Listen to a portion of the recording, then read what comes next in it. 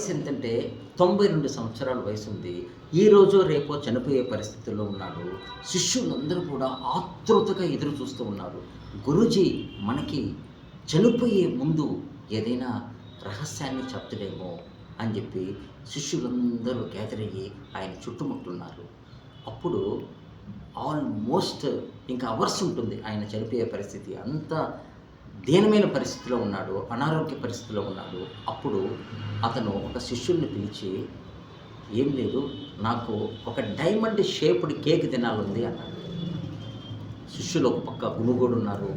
ఒకతనేమో diamond shaped cake కోసం పరుగులు తీశాడు. తిరిగి తిరిగి తిరిగి తిరిగి తిరిగి ఆఖరికి డైమండ్ షేప్ కేక్‌ని పట్టుకొనొచ్చాడు. పట్టుకొనొచ్చి, "గురూజీ, ఇదిగో మీరడిగిన డైమండ్ షేప్డ్ కేక్" అని చెప్పి చేతిలో పెట్టాడు. ఆ గురూజీ ఏం చేశాడంటే, ఆ కేకుని తీసుకొని నోట్లో పెట్టి కొరికి